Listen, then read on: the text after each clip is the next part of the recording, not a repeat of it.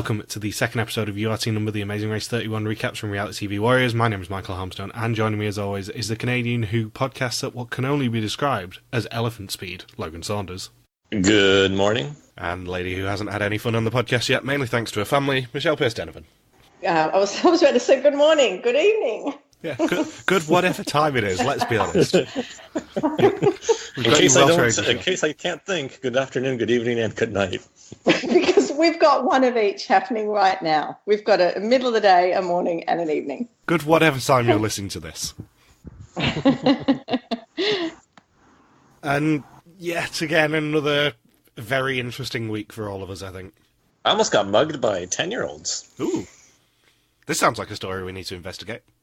Yeah, I was walking around in Cape Town, broad daylight, and two 10-year-olds tried to block the sidewalk, asked money for food, and then they tried to pickpocket me. But luckily my jacket was just full of old receipts, so they didn't actually get anything of remote value. Oh, lovely. But they did run off with your receipts. No, it wasn't really receipts. Actually, it was like, I think, maybe an old map. I think I lost one of my maps from Japan that was stuffed into my coat pocket. Well, they'll know how to get around Japan now, won't they? So yeah, they'll really know how to get around Kanazawa. They'll be able to find the best sushi in Japan. And your week, Mike? Well, my week, as I said to you, I wasn't very well last week, and I'm still sort of struggling with my voice a little bit, so this will be fun. But then 3 podcasts last weekend, had to edit them all, got that started for Thursday, watched Avengers on Thursday, but Thanos has demanded my silence. Yesterday, because we're recording this on Saturday, I was on the radio with a contestant from The Apprentice and a professional comedian, 2 different people. And then got to get this up for tomorrow. Tomorrow's my brother's birthday, and then the Belgian mole season starts again, and then next weekend, Logan and I are in Amsterdam. Or I'm in Amsterdam on Saturday, and then we meet up in Antwerp on Sunday. Busy. Well, I've been on holidays, so lovely. Again? School goes back next week. Well, we have 2 weeks off around Easter. So, yeah, school goes back again next week. But I had a lovely week in that I had the Fliminator, like something I did on Instagram, and I had Elise like something I said on Twitter. So, oh, my God, it was a good week. You should be so proud. I'm so proud. Phil to Michelle is Gilles to me from Belgian Mole. Yeah, that's right. The Geeky fan pictures will be on next weekend. I can't wait. I sense a cover photo. Yeah, Logan and I have already basically said that, or I've said to Logan, because he has no choice over this, that if and when we get a photo with Gilles next weekend, it's 100% being our banner for the finale. Like, there's no negotiation on this. Definitely. And what else have you been up to this week, Logan? Apart from getting mugged by 10-year-olds. I met up with Rudez, who played in a couple of my online Survivor games, hung out with her and her husband's family. Then what else did I do? Table Mountain. Table Mountain, one of the 7 new natural wonders of the world. If you ever go to Cape Town, go up to Table Mountain. But don't go up there alone, because you'll probably get mugged. Cape Town, nowhere in South Africa is really safe to walk around by yourself, whether it be day or night, I've been told. I do like that Logan has to say, yeah, go there, but don't go alone. For everywhere. Yeah. Well, if you do, you have to take Uber right to where you need to be, and then you're safe that way. You just have to be extra vigilant and cautious when you're traveling around South Africa. I shall bear that in mind. Yes, you should. What is he laughing at? I missed it. Himself, mainly. Okay. So, Amazing Racing, I think most people would agree this is a better episode than last week. There was a budget. I don't love it as much as some people do. I just love Amazing Race. You can't put it down too much. I know you do, but you're also a defender for the shit show that was Amazing Race 30, Michelle, so... I love any of it. Yes. We end this episode with Rupert saying, "Amazing Race kicked my ass." Not good. What are you doing to me, Phil Kogan? So, previously, 11 teams of CBS reality stars set off from LA, of course, on a race around the world. Neil said race across the world, despite that being an infinitely better show right now. In Tokyo, non-racers were overwhelmed while Leo and Jamal used tricks, not illusions, to get ahead. The roadblocks were game show inspired and saw teams chomp and slip. Leo and Jamal won the leg while Art and JJ took a penalty, saving Rupert and Laura and sending themselves home. And teams will now fly to Luang Prabang in Laos. See, everyone was saying it Laos. They all pronounced it wrong. Yeah. I was mentally prepared to say Laos, and then everyone, including Phil, said Laos. Well, they're not cultured enough. No. So teams must now fly to Luang Prabang in Laos, the only landlocked country in Southeast Asia. And once there, they have to take a taxi to Bilasanti, where their next clue will be delivered before sunrise. I still say that they should have gone to Van Vieng. It would have been hilarious to see Rupert and Laura try to go through the most notorious party town in all of Southeast Asia. Like, instead of a barbecue alley, would have just been all, like, do 20 mushrooms, or learn a random made-up alphabet from this guy who is very high. I know that this episode basically bookends Rupert and Laura's adventure. I don't think we're going to see Rupert back on a show for a little while now. But I would just love to see Rupert having to go through any sort of travel show. Like, just stick him on a random plane. It'd be great. It's kind of funny that Rupert's a youth mentor, so his youth would be like, oh man, you know what really inspires me is Rupert. And for Rupert, he says, you know what really inspires me? These elephants. They're my spiritual guide. They're my moral guidance. Oh, there was so much irony from Rupert on this episode. Why would he pick learning an alphabet over barbecuing something that he probably ate on Survivor? I think he probably ate a lot worse than tilapia on Survivor. Tastes like ass. Oh my god. And you know why I am welcoming this episode? The fact that we basically got all the start times. Yes! Almost. I wrote that down. Yeah, the only two teams we didn't get them from were Chris and Brett and Janelle and Brittany. Why? I don't know. So we have Leo and Jamal leaving at 12:42am, Colin and Christie at 12:45, Tyler and Corey at 12:54. Can I just say Tyler's hair was very fluffy? You can. Rachel and Elitha left at 1am, Becca and Floyd left at 1:04, Nicole and Victor at 1:06. Then we didn't see Chris and Brett or Janelle and Brittany's start times, but Corinne and Eliza left at 2:06, and Rupert and Laura left at 4:25. Long time behind. Yeah, it's kind of funny with Rupert and Laura that, you know, the expectations for them were already really low, and they barely survived a round where somebody took a 4-hour penalty, and in this round 2 teams got U-turned, and they still come in dead last, and it's not even close. So they even performed worse than the really low expectations that were set for them. Are Rupert and Laura the worst performing second boost ever? Yeah. Ooh. I think so. Or Meredith and Maria.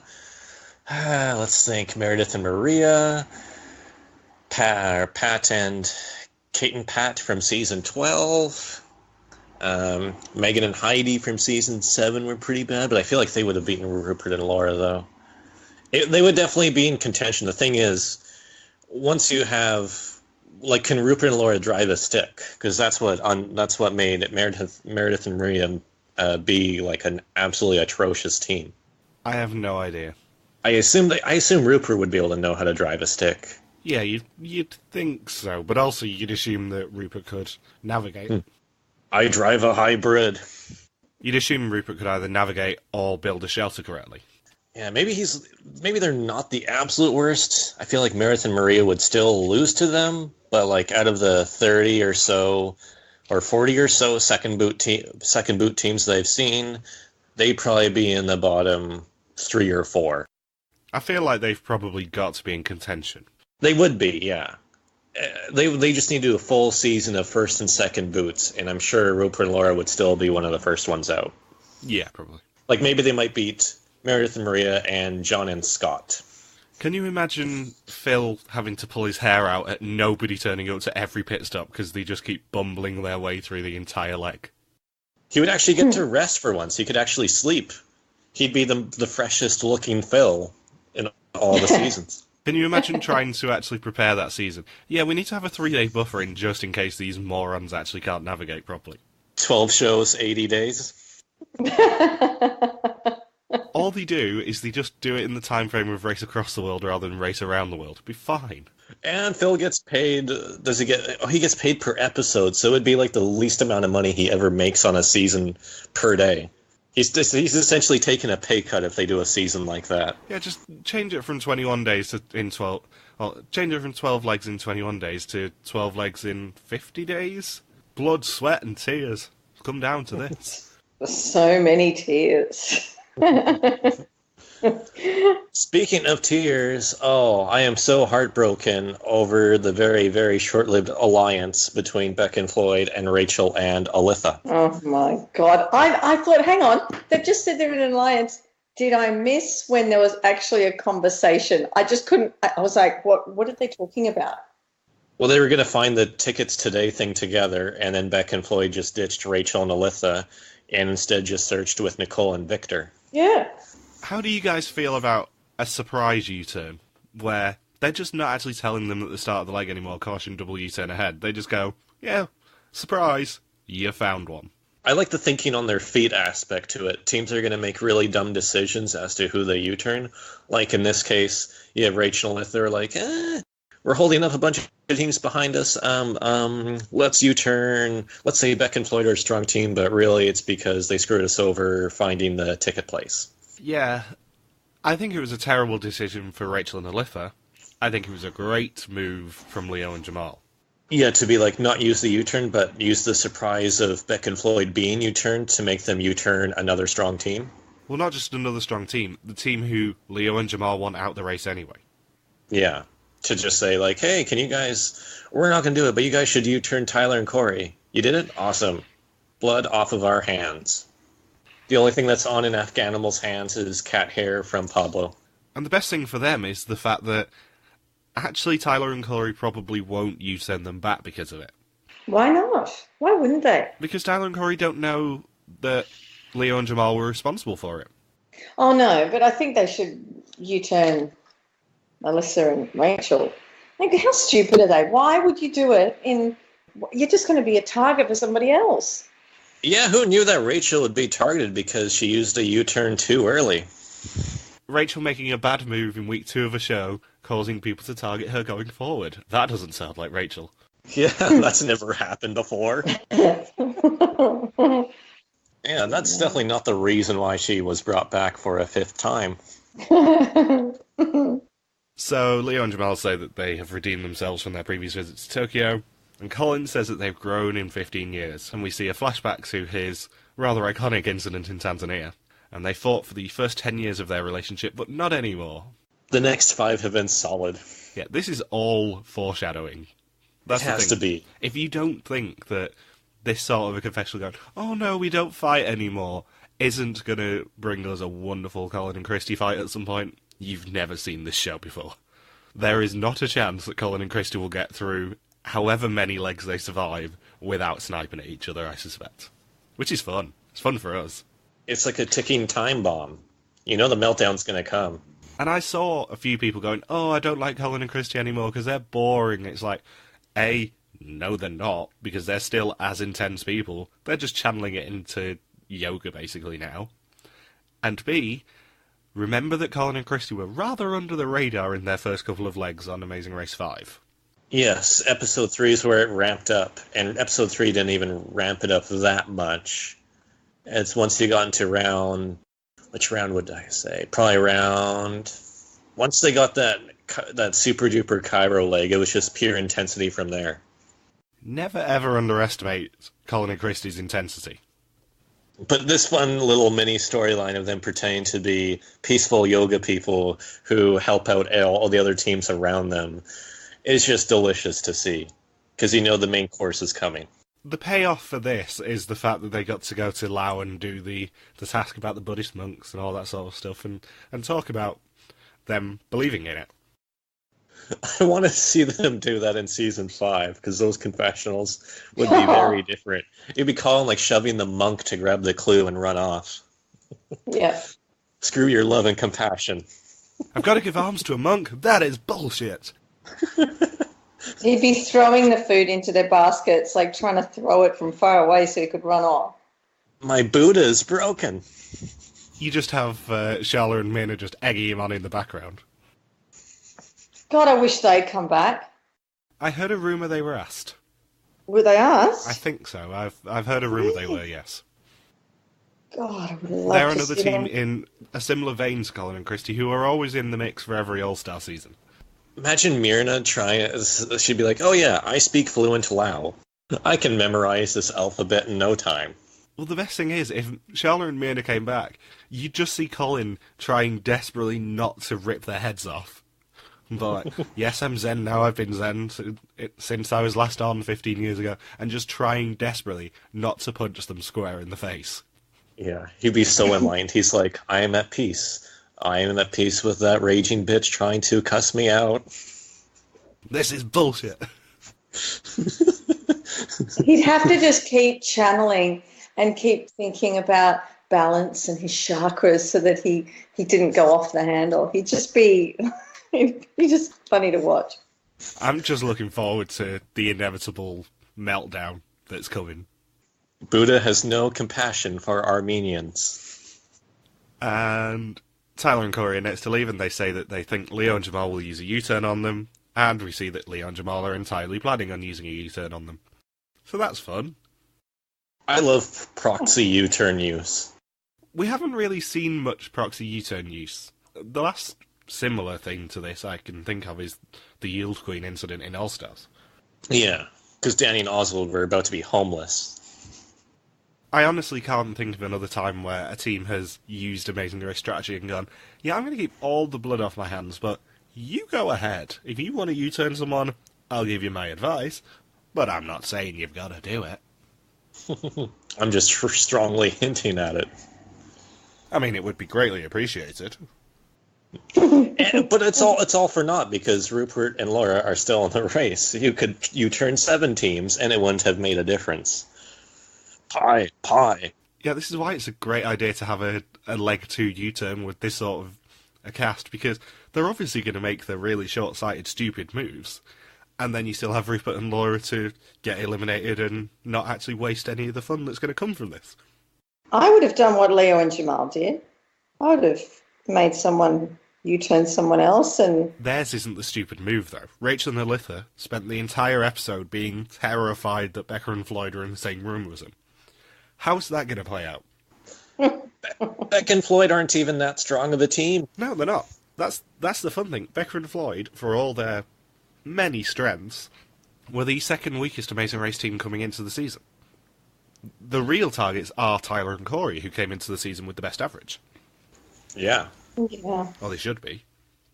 Or Colin and Christie, because if you could make Colin and Christie melt down in leg 2, oh, that'd be fun. But also, they are now the best Amazing Race team left, average-wise. Oh, and you also have those 3-timers, Leo and Jamal, who have, almost crossed the finish line twice. Maybe you should think about U-turning them. Maybe, just maybe, this was a short-sighted move on the wrong team. Nah, Rachel wouldn't do something like that. And Rachel says that she misses Brendan, but it was intense when she was with him, and it's nice to have Elitha around because they can talk about girl things. Yeah, they can talk about the drop method fitness app. Oh, God. Why would you be talking about girl things on the race? What? So you see something in Laos, oh, that's a nice dress, as if you'd see something that they would talk about. Don't you think that elephant was way cute? It was so cute. Oh my God. I don't think I could be in a room with those two people. I couldn't. I'd have to, I don't know what I'd do. I'd have to kill myself. It was really interesting for me last night when I was on the radio, because on one side of me I had professional comedian, on the other side I had former apprentice contestant, who I was like trying to get all the behind the scenes stories off. But those two were just so interesting that I was kind of sat back just going, yeah, you guys need to talk, because this is just really interesting for me. I'm just like not going to butt in because I'm so interested as an observer of this. No, you see, Elitha and Rachel would not be interesting for me. Oh no, it'd be really interesting to watch you having to speak to them. Oh my God. You can talk about girl things with them. No. I talk about interesting things, not just girl things. Oh my God. Let's talk about girl things. Let's talk about lip injections. Oh, stupid people who do lip injections. See, I'm not going to lie, if we did get X interviews, I would have gamed it so you had to speak to Rachel and Elitha. I could. Seriously. I would have just made it a surprise for you. Oh And my they would think we Lord. would have a lisp the whole time. That would be hilarious. They just feel bad, like, oh, he's trying to say your name, Elitha. So, Elitha. He's trying so hard. Oh, and instead of saying the word now, we have to say meow. So, you ready to podcast meow? Are you ready, Elitha? What's the relationship status between you and Funthopable, meow? Oh my God. Okay, where are we up to? Detour, I think? No, we've not even... Most of the teams haven't left the pit stop yet. Well, we're talking about the U-turn. We're at the double U... We've gotten to the U-turn board. Oh yeah, we have. We're jumping back and forth, it's fine. So, next team to leave are Becca and Floyd, and they read that they aren't allowed to have their knees or shoulders uncovered, so they have to bring out the Hawaiian shirts. Woohoo. And then Rachel and Elitha leave the pit stop, and they describe themselves as Team Fun 2.0. At which point, Becca and Floyd do the understandable thing and leave them. No, they aren't 2.0. They're not even 1.01 anything. I love Michelle's irrational hatred of female teams. If they're stupid, I can't handle them. I don't hate all female teams. There we are.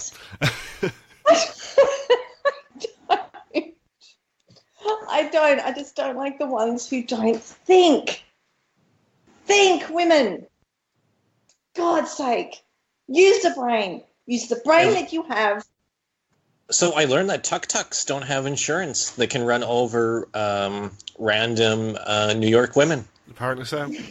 According to that's the first time I've seen it where a team intentionally zigzagged on the road so a team in a tuk-tuk behind them could not pass. That's crazy. I think a lot of people are warming to Corinne and Elitha now because they are just, sniping at everyone. And the thing is, they're not being too successful themselves, so it makes it a lot more. It makes it a lot more. It makes it easier to watch. It's funnier. Funny is good. Their storyline of being constantly shat on by the world is very entertaining. Oh, and you know what was great? The one good thing about this season with having Colin and Christie back is you get the most absurd fan fiction interaction of having Colin and Christie have a one-on-one conversation with Rupert and Laura. Like, no one ever thought that would happen. Not just that, them greeting each other in the airport and being best friends. Yeah. Like, could you, 10 years ago, after, say, Unfinished Business, can you be like, in another 10 years from now, Colin and Christie, who haven't played in, 15 years, and Rupert, who has been on Survivor 4 times, they're going to be on the same season of Amazing Race and have an interaction in the airport. It's crazy. You wouldn't have thought it at all. Yeah. Especially when Rupert looks like an ox and then Colin has to test to see whether or not he's broken. I'm an elephant, not an ox. Who made me an ox? John?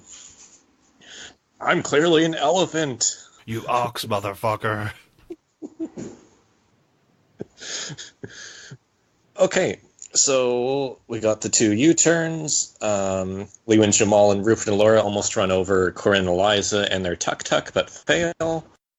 And yeah, the next day we get the clue and we get our detour of just letters of the alphabet, A, B, C, or BBQ. But first, there is the surprise U-turn board and Becca and Floyd's wonderful picture. Becca especially. They just do not like being U-turned. Becca has the most Aaron and Jocelyn expression on her face I've ever seen. What, being waterboarded? No, I was thinking more of a Durr expression. I know you were, but Erin saying she'd rather be waterboarded than listen to our podcast is the endorsement that everyone needed. So the detour is ABC or BBQ, and in ABC, teams must learn the Lao alphabet and recite it correctly in front of a group of small children to get their next clue. And in BBQ, teams must travel to a market, buy the ingredients, and then prepare traditional barbecue skewers to get their next clue. Which one would have you done? I think I probably would have done the alphabet. Me too. I would not. I'm a teacher. I've seen these alphabets in different countries. They're hard. Mind you, I'm impressed with Corinne and Elitha. The way they describe things, like Corinne said, oh, you like that bag. Oh, but no, you don't like that bag. And the way Elitha just intonated was amazing. Well, the thing is, if you read Corinne and Elitha's bio, you would know that they would go immediately for this task, because Elitha speaks fluent Mandarin, and they are language people. There we go. Language people are really good with associating things in their daily life. That's one of the easier. That's how I was able to learn Spanish, was just compare it to random things and make little jokes with a lot of the words. If Corinne and Elitha had failed at this challenge, then they would have been screwed anyway, because this is their best chance to actually get ahead. But also, I feel like the alphabet challenge is a bit easier in terms of they're going to be a bit more lenient with your pronunciation. Because as long as you're enthusiastic, it's not going to matter as much. Yeah, charisma to win over the crowd. Yeah. Don't be like, oh, this language sucks. This is the worst language I've ever tried to learn. This is bullshit. Oh my God. Stop it. Oh, gee. It's a Colin quote. I know, but it's overused. Rupert was apparently there for about an hour, they said. Yeah, can't say I'm At the surprised. alphabet.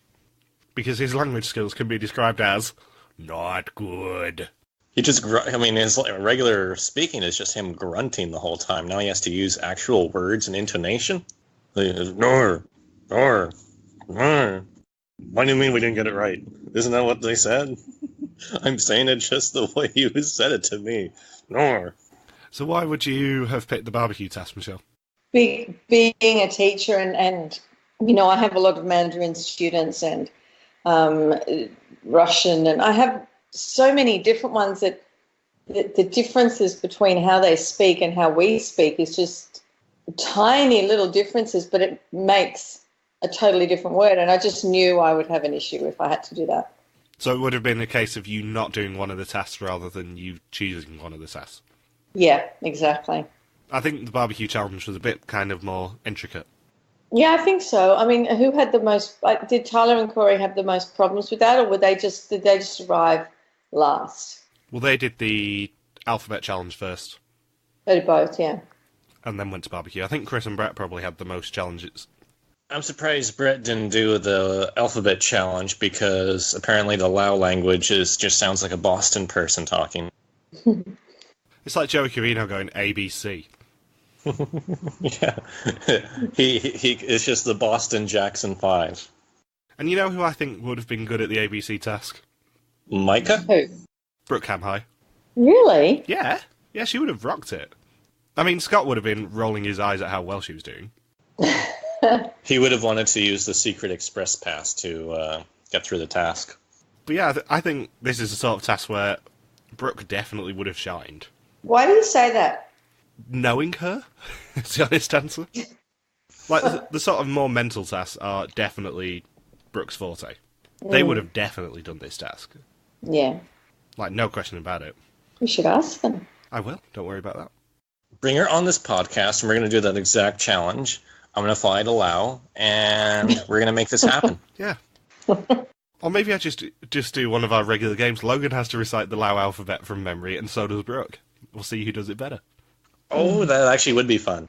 God, when was the last time we had to do something from a challenge? What was that? That was the Name the Hunters challenge, Michelle. Oh, yeah. No, before that, for race, though. Didn't I say the rap, or there was a dance? There was a song with a dance that they had to do, and I think I learnt the song. Yeah, you did, because you played us out. Yeah, Was that the Guide Your Light? Yeah, it was. It was Guide Your Light. That was weird. But yeah, maybe that's what we can replace the interviews in the off-season with. Just have challenges against Amazing Races. That'd be nice. I like that idea. I mean, let's be honest, we're taking quite a break after this season. Once 31 ends, we're hibernating for a little while. Unless they put 32 on at the end of the year because they've already got it in the bag. Yeah, but we're not even entertaining the idea of doing Amazing Race Canada, and we're not doing anything in the place of Amazing Race Canada this year. Exclusive. Do we want to do... We don't want to do Survivor South Africa, do we? No, because that starts on the 16th of May, and there's not a chance I'm doing 2 podcasts again a week. I'm shooting that idea down already, Michelle. Amazing Race Canada was just 20 minutes from my house this morning, apparently. It was. Wow, Logan! You know how I like to joke about Logan getting Mole UK cancelled? They went to a Mole UK location. It's probably still there. Logan, if you were home, what would you have done? Because apparently it was all over that they were there, and so you would have been able to get to them. What would you have done? Well, no, they were going further north, so it would have been like they were Revelstoke's like an hour and a half away from my house, but I guess they stopped at the Tim Hortons in Armstrong, which I don't think even had a route marker there.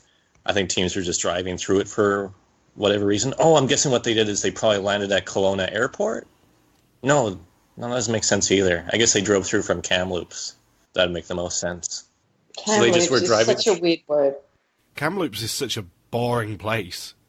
Very boring place. Have you been there? I have, yeah. When I went on the train from Jasper to Vancouver and ended up meeting up with Logan in Vancouver, we stopped in Kamloops. There's nothing there. Really? Like, nothing. My friend just had to move to Kamloops, and it wasn't voluntarily. It's because her job made her move there. No one ever, like, the only thing that Kamloops is known for is that all of the other towns that are further north, they drive to Kamloops to do their big shopping about once a month. That's all you do in Kamloops. Why didn't they get out of Canada? What is wrong with them? I don't know, but they've certainly covered every inch of BC at this point.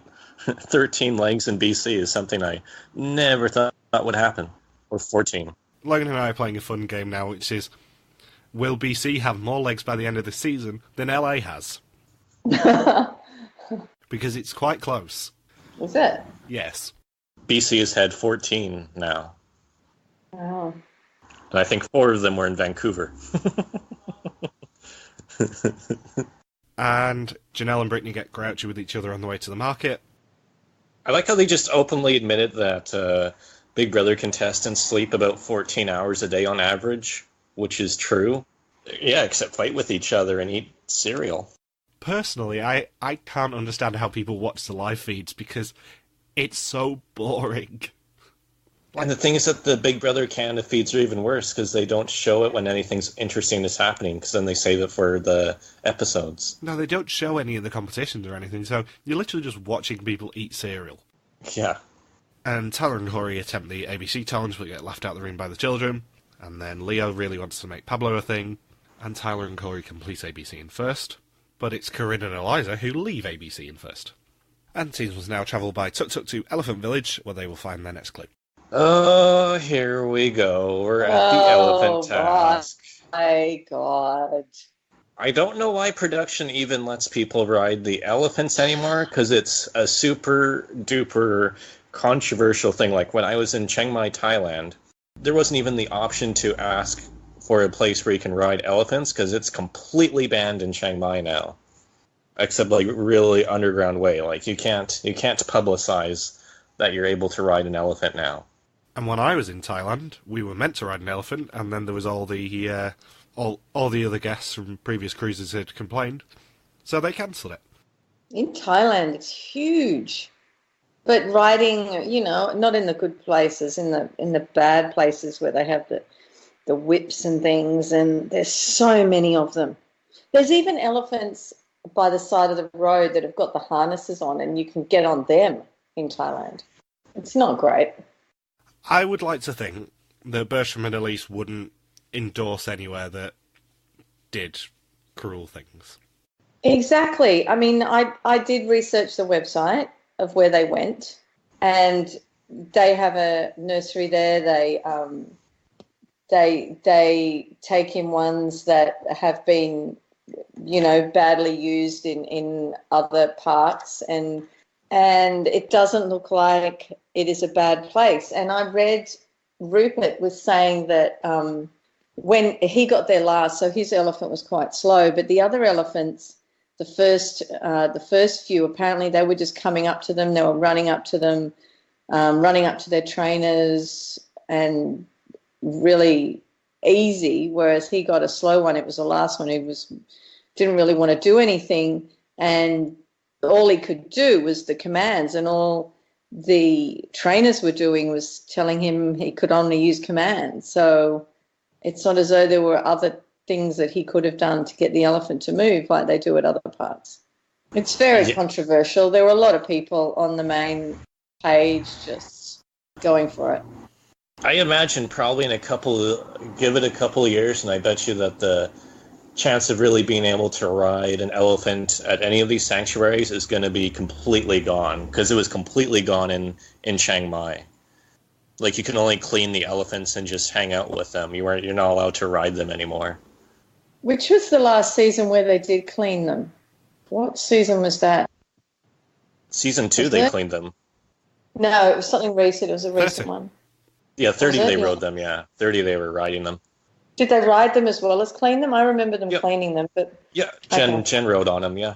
Oh, yeah. Because there's a big thing, too. So I was surprised 2 seasons in a row that production was making people ride elephants when it's like the main animal abuse outcry thing that always happens on social media.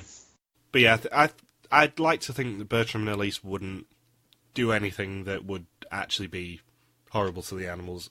And I'd also like to think that Phil, especially as part of his role with Nat Geo, wouldn't endorse any of this. Exactly. Yeah. That's the thing. It's probably true that nothing bad is happening there, but there's just such a bad reputation overall where it makes you think, why would you even risk that with your TV show? Looks cool on TV, though. It does, and everyone was so happy to do it, especially Nicole. Especially Brittany, who heard that she had to ride it bareback. Can't believe those words came out of her mouth.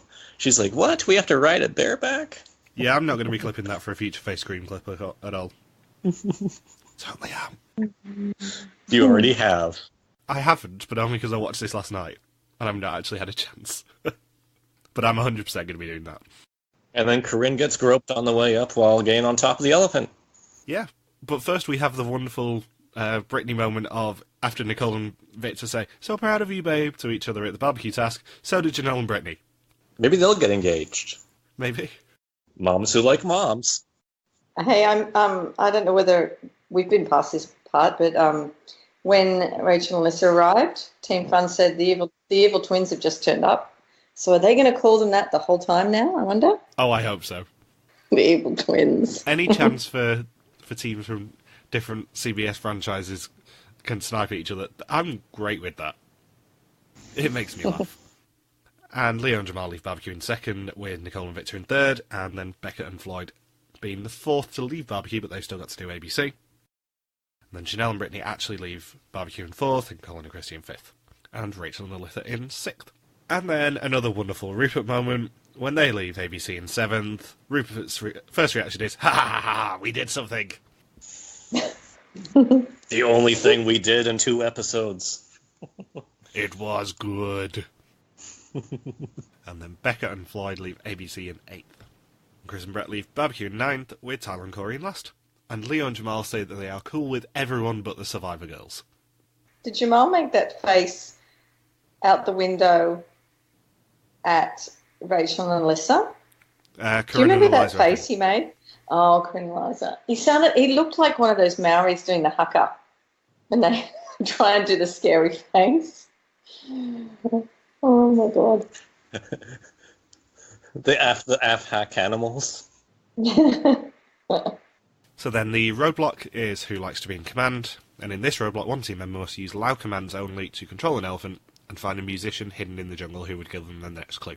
And it's Jamal, Nicole, Corinne, Brittany, Christie, Elitha, Becca, Chris, Tyler and Rupert doing this roadblock. Yep. Nice. And after I speculated it last week, Nicole has never left the US before. Oh, wow. And she's grateful that Victor let her see an elephant. How old is she? My age? Yeah, late 20s. Never left the US. I think she's 1 year younger than me. So she won Big Brother, she got money, and she didn't travel. No. See, in Australia, if you win money, everyone always says, what are you going to do with the money? Everyone, without fail, will say, pay off a few bills, going to take a trip, travel. Like, it's without fail. And she wins what? $1 million, which, okay, she wins 600,000, 500,000, and doesn't do a trip anywhere. What is that about? Yeah. Why do you ever have to leave America? Yeah, you have everything you need right here. Yeah, so much. Only 30% of Americans have a passport. Yeah, only 30%. Because they have everything. They have like 7 countries in one country. It's like having all the stands in your own backyard. And Victor says that he's an experienced traveller as his dad was in the Navy. In the Navy. Sail the 7 seas. And then Leo and Victor try and help Janelle and Brittany and not Corinne and Eliza to find the next clue. And Brittany says that she's not sure about riding an elephant bareback. She hesitates, but then she's okay with it. She thoroughly enjoys it. Has Tyler given us any messages, by the way, Logan?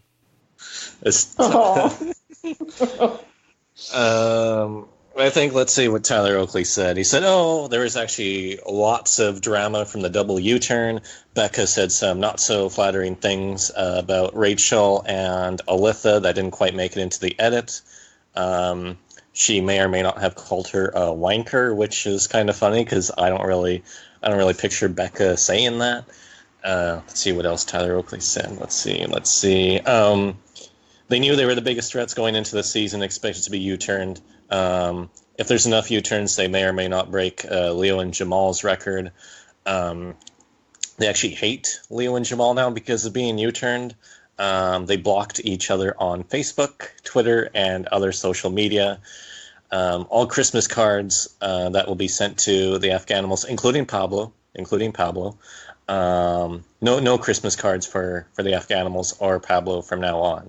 So, yeah, this double U-turn really stirred up a lot of drama.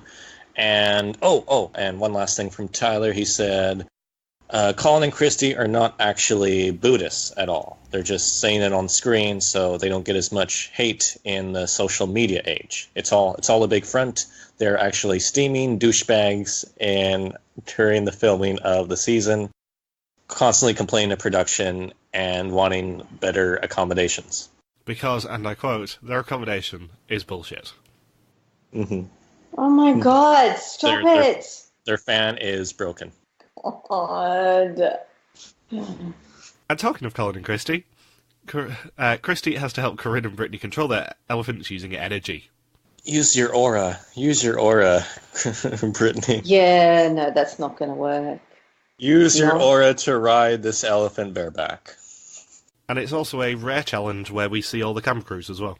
Yeah. Yes. I like that when we see them. It does need to be pointed out occasionally because Amazing Race US is very, very good at never showing the camera crews ever. Mm.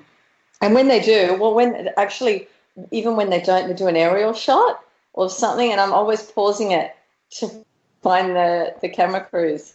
I just do weird things like that. Because of course you are. Yeah. So once teams reunite, they must now travel to Prince Petsarat's palace, the pit stop for this leg of the race. The last team to check in, Rupert and Laura, may be eliminated.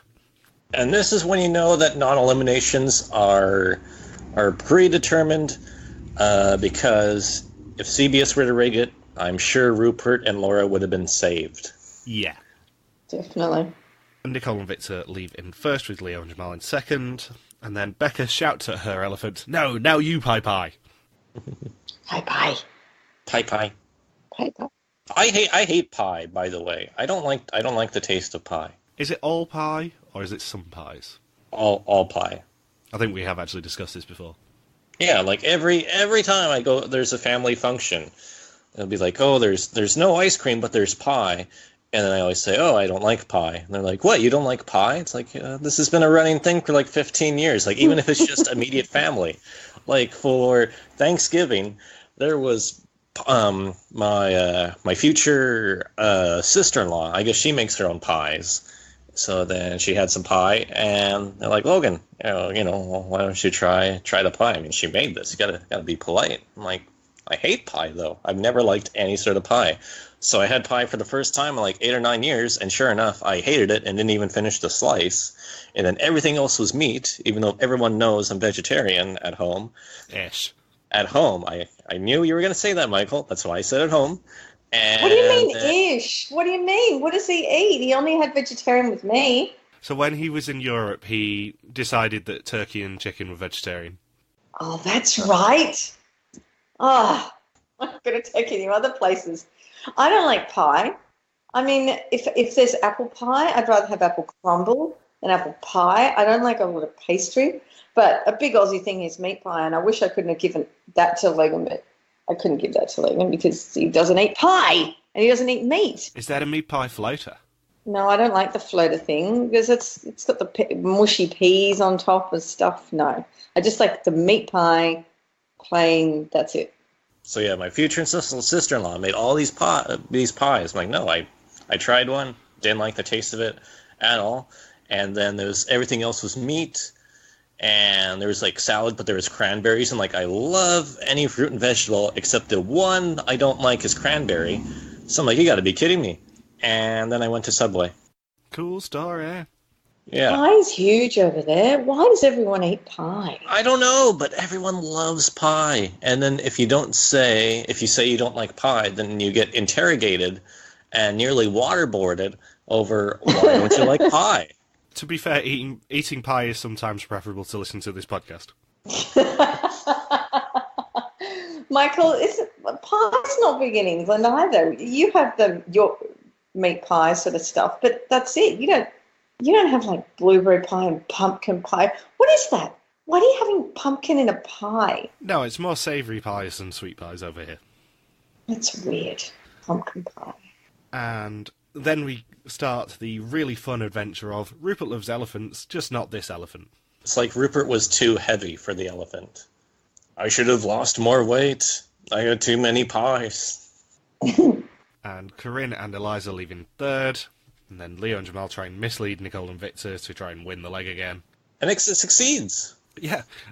I love that Leo and Jamal are just taking advantage of Nicole's naivety.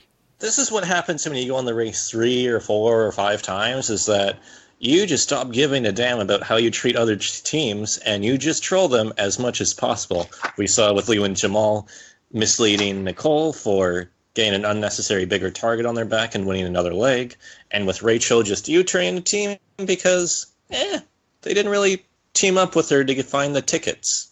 That led to an equalizer. Is that day trader, rodeo clown, fitness superstar, esthetician, house flipper, mobile spray tanner, neuroscientist, bikini barista, horse breeder, portrait artist, retired FBI agent, candy store manager, UN communications director, employee, dental hygienist, Reiki master, welder, nutritionist, and high school swim coach? Rachel, by any chance? Yes, Excuse me. Wait a minute. Did you just say bikini barista? What the hell is that? Bindle's theme for this week's Rachel's Jobs feature was former Big Brother contestant jobs. But bikini barista. How do those two things go together? Someone was a bikini barista, apparently. Oh, my God. It's really popular on some of the islands in the Philippines. Anything goes. Right. And if you heard last week's one, you'll probably be able to guess what next week's one's going to be, in terms of theme. There's a subtle theme coming. I don't think anything's really subtle. I expect submarine stripper or something like that's going to be on the next one. Don't give him ideas. I've already shot down one idea of a theme he's not allowed to use. Wow, you're actually saying to someone they can't do something on the podcast? Wow. Censorship? I just say that I won't read it out if he does this theme. Can I read it God, out? if it's that bad for you, it would be something that I would have to like scream over the top of, obviously. It's not bad for me, it's that I just don't want him trying to give me Dutch job titles. That's all. I've point blank said that I'm not going to do Vietnam or Belgian mole job titles because I don't want to try and fumble my way through having to speak Dutch again. Because it's hard enough reading out those lists without actually having to do it in a foreign language. So Rachel and Elitha leave it in fourth, with Colin and Christie in fifth, Janelle and Brittany in sixth, Tyler and Corey in seventh, and Chris and Brett in eighth. And in a speedboat race to the finish, Leo and Jamal win, and they get $2,500 each. And then Nicole and Victor checking in second, Rachel and Elitha in third. Fourth is Colin and Christie, fifth Janelle and Brittany, sixth Corinne and Eliza, seventh Tyler and Corey, and eighth Chris and Brett. And then ninth Becca and Floyd, and Rupert and Laura coming last. The only two Amazing Race teams that were beaten at this leg were the two teams that got U-turned. And Rupert is one of the toughest survivors out there, or at least he considers himself to be, but Amazing Race kicked my ass. I'm so bruised. Phil, have you got any medicine? Christy, send me that positive aura energy. I need a butt pad. What? Because it kicked his ass. I can't sit down. Why do you sound like Arnie Schwarzenegger? And you don't coat your boots on your motorcycle. Get to the elephant, get down. Get to the chopper. I'm Pirate Rupert Bonham. Well, if Pearl Islands is ever dramatised, we now know who needs to play Rupert.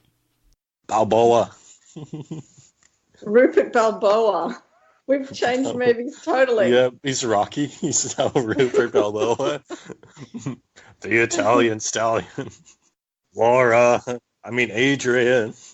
So next time, teams head to Ho Chi Minh City, where they light up the dance floor. Corinne and Eliza feel the pinch, and Leo and Jamal feel the pressure. What? So it's going to be weird for us, because for the next 2 weeks at least, it's going to be Vietnam all the time. More Vietnam? Yeah, because it's, spoilers, 2 legs in Vietnam. And we'll be finishing up Belgian Mole, which is also in Vietnam. We're going to be Vietnamologists. We're going to be Vietnamed out. Am I doing the podcast with you next week? What time are you doing it? It'll be Saturday morning for you. That's a joy. Yeah, I know, sorry about that. That's why you're getting a lie-in this week, because I feel bad about you having to get up early next week. Woohoo! That's okay. Hey, someone asked a question, when you put up that post, someone asked a question, and I'm interested too. It was about the U-turns, and they were asking if you can do it again later on. Now, I remember if in the past, if you've already U-turned someone, you couldn't do it again, and then they took it away so you could U-turn again. Do you know what the current status is? Last I heard was 29 when you could use unlimited ones. Yeah, they didn't say anything different about 30. Okay, so it's still unlimited maybe. As far as we are aware. I assume that's the only reason why both slots were filled on leg 2. Although, I'm sure Tyler Oaker could tell us if otherwise. Maybe next week. Yeah, I'll ask him for next week. But yeah, he didn't say anything different about the U-turn rule, so I presume the rules that were amended as of season 29 are still in play, but I'll check with Oakley just in case. I've had a late question come in from Chris Dixon, who is our resident, very excited fan. Eager. Chris Dixon, when girls take drugs and then they die, who would have thought at Summer Heights High? Was his name is what? That's Annabelle Dixon. Oh my God. Jesus. He was wondering, who do you think is going to win now that we've lost 2 teams? Well, I can't answer that because I know the answer. Oh no, you can't. Okay, Logan. I really think it could be Tyler and Corey or Leo and Jamal at the moment. That's what I am thinking too. They're both performing in a very well. Them and Colin and Christie are performing in an extremely strong fashion. Same. I think so. It's going to be one of those 3 Amazing Race teams. I can't see BB or Survivor cracking them by the end of the season, especially when Leo and Jamal are going to rack up. When they can rack up, how many legs would it be if they make it to the finale, Michael? They would be on 34. 34 legs. Yeah, they're going to have 34 legs, and no one else is going to be even remotely close except for Colin and Christie. Yeah, Colin and Christie getting to the end would be 25. Tyler and Corey would be 24. I was reading something Eliza said that on the island, you're just stressed about alliances all the time, but you're pretty chilled. You're not doing very much. And she said that with the race, it's just intense all the time. And there is some downtimes when you can be with the other teams and you can have fun, which isn't like it is on Survivor. You can't really have fun with the people because you can't let the guard down, whereas on the race, they can let the guard down, but when it's on, it's just on and it's intense all the time. What do you think is going to happen next week in terms of will it be an elimination, will it not? Who's going to come in last? I think it's going to be a non-elimination, and I would say Chris and Brett are going to get rescued by it because they have yet to have a strong showing at anything in the first 2 rounds. That. You guys are so in sync. I was going to say Chris and Brett, but I was going to say if it's not a non-elimination next week, it'll be the week after. So I'm not definite about next week. They'd love to get non-elims out of the way earlier rather than later, though. I will say no one's 100% sure where the non-eliminations are going to fall. There's just a theory on where they're going to fall. But I'm not going to say what it is, obviously, because it'll potentially spoil things. Question for Logan. Logan. In Laos, because someone came up to the mat and said Sawadee, which is Thai. So in Laos, what are the languages? What do you know what they were there? Do they speak Thai? I was never in Laos. Oh, I thought you were in Laos. Okay. I was very close to Laos, but I was never in Laos. Mm-hmm. Okay. So I gave you a lousy answer. I think there's some similarities between Lao and Thai. They did look it did look similar to Thai. I will say that because it's all those Southeast Asian languages, all intonation and those squiggly lines. The characters, the alphabet characters looked a lot like Thai. Yeah. Lao and Thai are very similar to each other. In fact, the two languages are linguistically similar, although their writing script varies a bit. Oh, they're mutually intelligible. Thank you, Mr. Google. There we go. So you guys think that if it's a non-elimination, it's Chris and Brett then? Yes. I think regardless if it's not elimination or an elimination, it's Chris and Brett. They're just going to come in last. I mean, they're just running out of steam. And we've not seen that much of them at all. Except for two dad jokes, that's about it. Cavino's going to be so disappointed. Yeah, in fact, have we even mentioned them at all in these two podcasts? Not really, because as we actually predicted in the preview, we just haven't seen much of them. There's no presence with them. Although we didn't see much of Rupert and Laura this week either, despite the fact it was their elimination episode. We saw quite a bit. There's quite a few of their own scenes, people saying, "Oh my god, it's Rupert Bonham." And then Rupert can be like, "Oh my god, it's Colin Christie." Oh my god, it's my friends. Oh my god, I made a friend. My Rupert, oh my god, then was actually quite good for me. Oh my god. I'm a pirate. Happy, happy, happy. I'm happy to have friends. No one would U-turn me. I'm happy. I wouldn't U-turn them. I'm not strong. So have you guys got anything else to say? I'm okay. I think we should pie to next week. Pie. So, Pie. thank you for listening to this Amazing Race podcast. We'll be back next Sunday for another episode. If you've got any questions, feel free to contact us on our Facebook page, Reality TV Warriors, on our Twitter account, TV Warriors, our own Twitter pages, MJ Armstrong for me, and Logsbucky for Logan, and Bear3333 for Michelle. Also, if you're watching Mel Belgium, we've got 2 weeks of that left, and we cover that Thursdays. See you next week. Bye. Peace out and just chill till the next episode. Bye. If I'm wrong about Chris and Brett, I dare say I will be eating some humble pie. Although not literally. On your dead literally. No, because, see, pie fucking sucks. No pie.